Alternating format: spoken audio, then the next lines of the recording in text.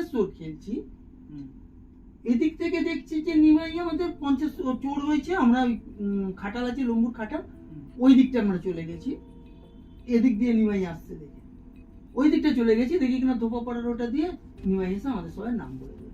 এখানে নিমাই তাহলে ওখানে নিমাই, তাহলে অরিজিনাল নিমাই কোনটা? দেখা যাচ্ছে যে অরিজিনাল নিমাই এইটা, ওইটা নয়।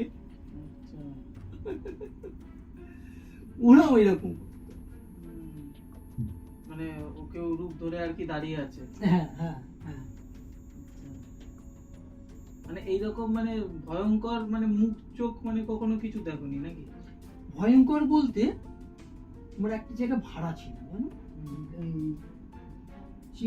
বেলপোতা বলে, আচ্ছা, ওই নিমতলা স্পোর্টিং ক্লাব ভেতর দিকটা বেলতলা বলে একটা, বেলপোতা বলে একটা জায়গা আছে, সেখানে একটা বাড়িতে ভাড়া আছে, সস্তার মধ্যে দোকানে বড় বড় ঘর, এবং আমরা যাবো বলে সাওয়ার টাওয়ার লাগিয়ে হাই ফাই করে দিলাম,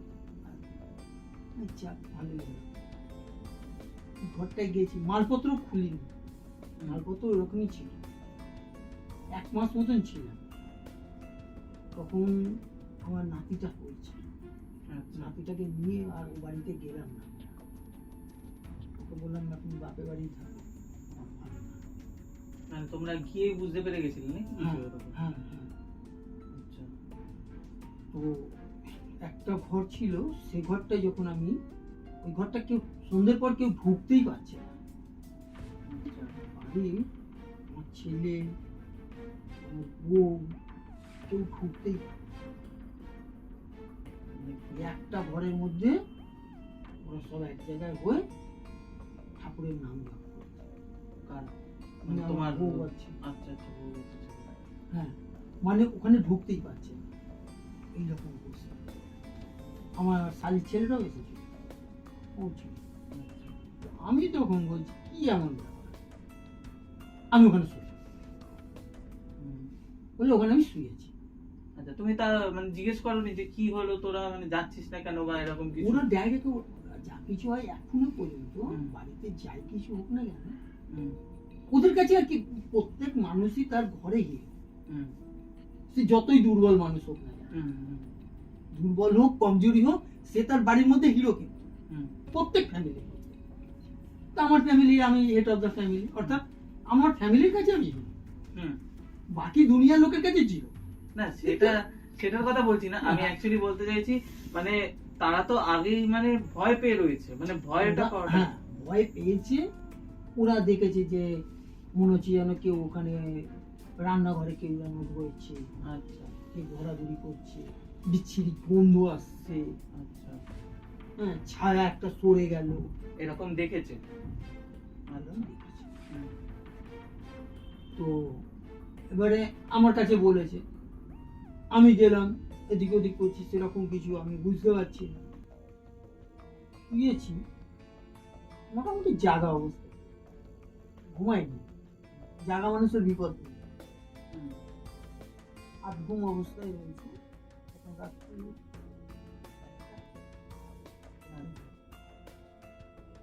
পরিষ্কার যেন কেউ একজন মহিলা, পুরা মহিলা, এই আমাকে একটু দুধ দে না রে, একটুখানি দুধ দে, মানে প্রচন্ড রিকোয়েস্ট করে চাই, ওখানে আমার গরম দুধ, আমার কাছে এসে বলছে চোখ তাকিয়ে রীতিমতো জানা, তোকে দুধ আমি কেন দেব, কেন দেব, সবাই ওরকম করছে, তুই ওরকম করছিস, একটুখানি দুধ দে, আমি দিতে পারবো, আমি তোকে দুধ দেবো বলে কয়েকটা রাব ভাষা কথাও বলেছি, সেটা দর্শকদের সামনে সেটা উচ্চারণ করা সম্ভব না, আর এই সমস্ত ভৌতিক ব্যাপারে মানে এই ধরনের কোনো জায়গায় কোনো অসুবিধা হলে তোমাদেরও বলে দিচ্ছি, রাব ভাষা ব্যবহার করবে, এটাও একটা টোটকা ধরে নিতে, যত রাব ভাষা ব্যবহার করবে তোমার কাছে। একটা রাফ ভাষা ব্যবহার করেছি, করে সরে গেল। ভয়ঙ্কর দেখতে নাকি, মানে মানে ওরা মানুষ একটা মানুষ পুড়ে গেলে যেরকম চোখ ফোকে সব পাতা পাতা কিছু নেই, মানে সে বিকট, আর সেরকম পোড়া গন্ধ গন্ধও বেরিয়েছে। কথাটাও পরিষ্কার ভাবে বলতে পারছে না, পুড়ে গিয়ে যেরকম। হ্যাঁ, যেমন আর কি একদম এরকম হয়তো ওইরকম বলতে বলতেই সে দেহ রেখেছে। পরে জানতে পারলাম, জিজ্ঞাসা করতে বাড়িওয়ালারা বলেনি, আশেপাশে বললো ওই ঘরে আছে।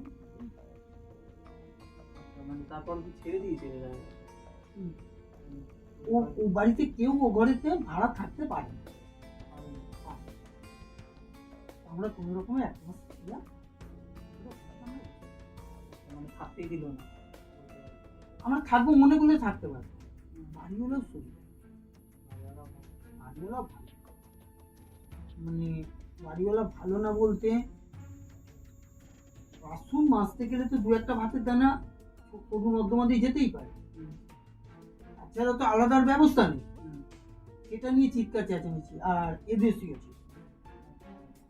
একটু কন্ট্রাক্টটা প্রচন্ড পরিমাণে, তাহলে আমরা এটা আমাদের তো একটা মানে ব্যবহার করার তো একটা জায়গা দিত। হ্যাঁ, তুমি রেন্ট দিচ্ছ, হ্যাঁ, সেটা। আর ড্রেনে পড়তেই পারে, জল ঢেলে দেবো চলে যাবে, পড়বেই। মানে ওইটা থেকেও আর কি তোমরা বেশি বাড়িওয়ালার উপরই আর কি। হ্যাঁ, তাছাড়া ওখানে আমি থেকে যেতাম এবং তাকেও আমরা শান্তি করে দিতাম, কিন্তু বাড়িওয়ালারা আমাদের কেন দরকার? তখন তোমার কাকিকে বারণ করে দেবো না, কিচ্ছু করার দরকার নেই, করে কাটিয়ে দিই।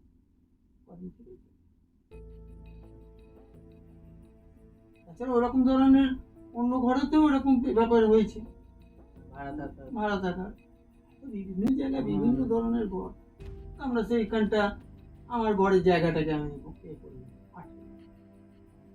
আমার ঘরে যাতে কোনো এরকম হয়েছে, সেটা আটকানো যায়, আটকানো আমার ঘরে আমার কোনো প্রবলেম হবে।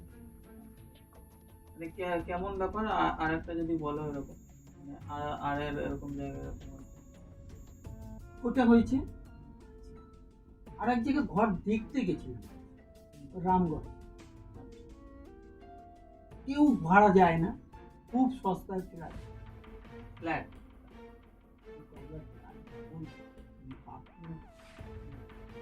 একদম নেব ঠিক করে দিই। পাশে একটা ভাঙা বাড়ি ছিল, ওই বাড়িটা লক্ষ্য করাতে এবারে ওই বাড়িটা কিনতে পারলে ভালো। ওই বাড়ির হিস্ট্রিটাও আমি জানতাম, সেটাও বলা হয়েছে যে প্রেমিকা ছিল, তারা দুজনে ওখানে সুসাইড, দুটো ফ্যামিলি পাশাপাশি ছিল, দুটো ফ্যামিলিরই, আর তারপর থেকে কেউ থাকতে পারেনি, ওরকম পড়ে সব নষ্ট হয়ে যায়, এখন প্রমোটিং হয়ে গেছে এই মুহূর্তে বর্তমানে এখন প্রমোটিং। ওই যে বলা হয়েছে না, ওই আমরা সব ঠিকঠাক করে নেবো বলেছি, সেই রাতেই তখন আমরা থাকি কালাচাঁদ স্কুল ওখানে ফ্ল্যাট, ছাতে আমাদের ঘর করা, সেই। আচ্ছা, তোমরা ফ্ল্যাট দেখতে গিয়ে ওই বাড়িটাকে ঠিক করে এসেছিলে যে বাড়িটা আমরা নেব?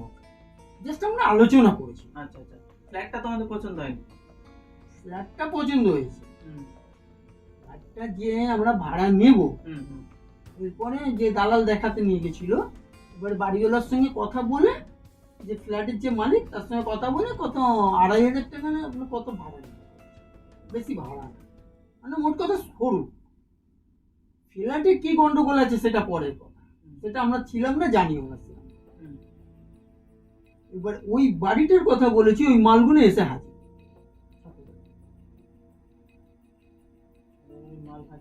হ্যাঁ, এটা আমার ছেলের বউ, ছেলে, সবাই জানে,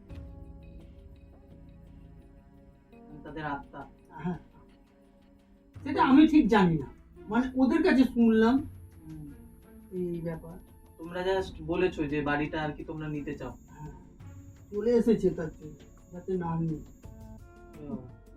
মানে পিছু পিছু করে।